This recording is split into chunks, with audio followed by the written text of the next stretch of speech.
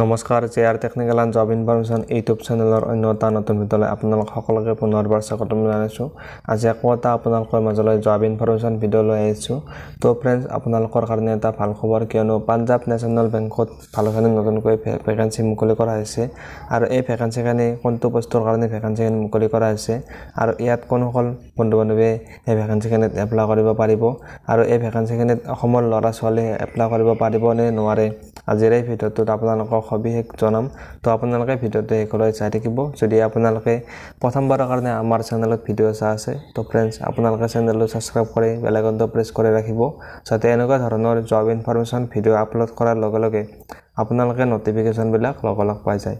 তেনে ফ্ৰেণ্ডছ, বলক এতিয়া পলম নকৰি আজিৰ ভিডিঅ'টো আৰম্ভ কৰোঁ। ফ্ৰেণ্ডছ, PNB অৰ্থাৎ পাঞ্জাৱ নেশ্যনেল বেংকৰ ফালৰ পৰা নতুনকৈ ভালেখিনি ভেকেঞ্চি মুকলি কৰা হৈছে। আৰু এইখন আপোনালোকে দেখিবলৈ পাইছে, এইখন হৈছে ভেকেঞ্চিখিনিৰ ডিটেইলছ অফিচিয়েল নটিফিকেশ্যন হয়। তো আপোনালোকে যেতিয়া পাঞ্জাৱ নেশ্যনেল বেংকৰ আপোনালোকে অফিচিয়েল ৱেবছাইটত ভিজিট কৰিব, তেতিয়া এই নটিচখন আপোনালোকে নিশ্চয় দেখিবলৈ পাব।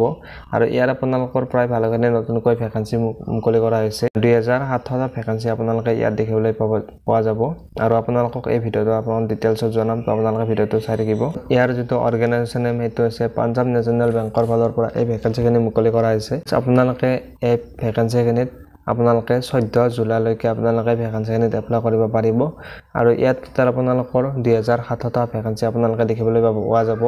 আৰু এই যিখিনি ভেকেঞ্চি মুকলি কৰা হৈছে, এই ভেকেঞ্চিখিনি এপ্ৰেণ্টিছৰ কাৰণে এই ভেকেঞ্চিখিনি মুকলি কৰা হৈছে। আৰু ইয়াত আপোনালোকে অনলাইনৰ জৰিয়তে আপোনালোকে এই ভেকেঞ্চিখিনিত এপ্লাই কৰিব পাৰিব।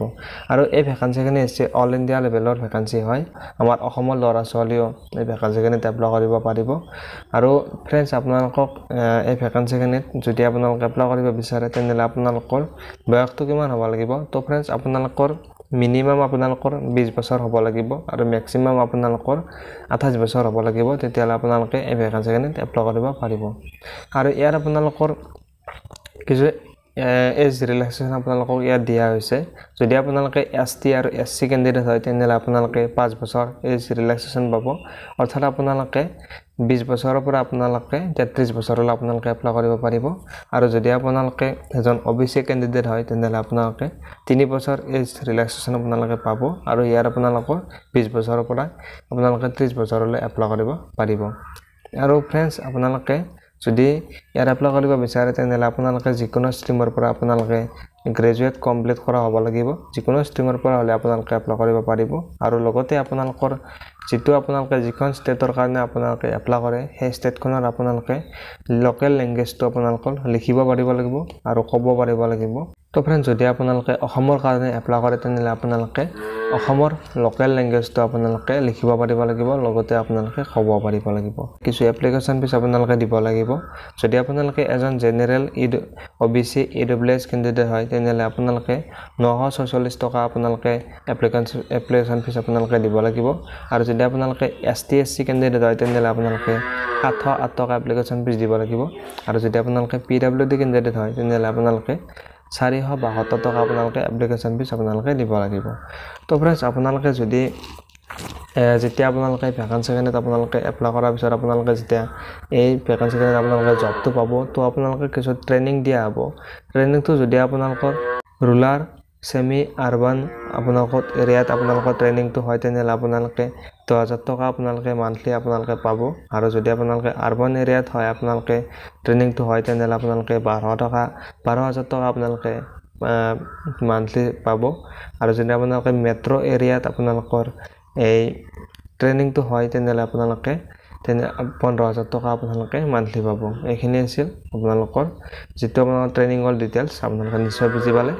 ফ্ৰেণ্ডছ, আপোনালোকৰ যিটো এক্সামৰ যিটো আপোনালোকৰ চিলেবাছ হয়, চিলেবাছটো ইয়াত উল্লেখ কৰিছে। যদি ইয়াত আপোনালোকৰ দেখিবলৈ পাইছে, জেনেৰেল, ফাইনেন্সিয়েল আৰু এৱাৰনেছৰ কাৰণে আপোনালোকৰ কুৱেশ্যন থাকিব 25টা আৰু মাৰ্ক থাকিব 25 নম্বৰ। অৰ্থাৎ আপোনালোকৰ প্ৰতিটো কুৱেশ্যনত 1 নম্বৰকৈ থাকিব। জেনেৰেল ইংলিছৰ আপোনালোকৰ 25টা কুৱেশ্যন থাকিব আৰু ইয়াৰ মাৰ্ক থাকিব 25 নম্বৰ।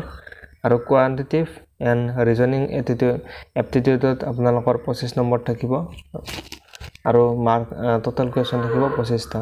আৰু ইয়াৰ আপোনালোকৰ কম্পিউটাৰ নলেজৰ কিছু কুৱেশ্যন আহিব, ইয়াত 25টা কুৱেশ্যন আহিব আৰু মাৰ্ক থাকিব 25 নম্বৰ।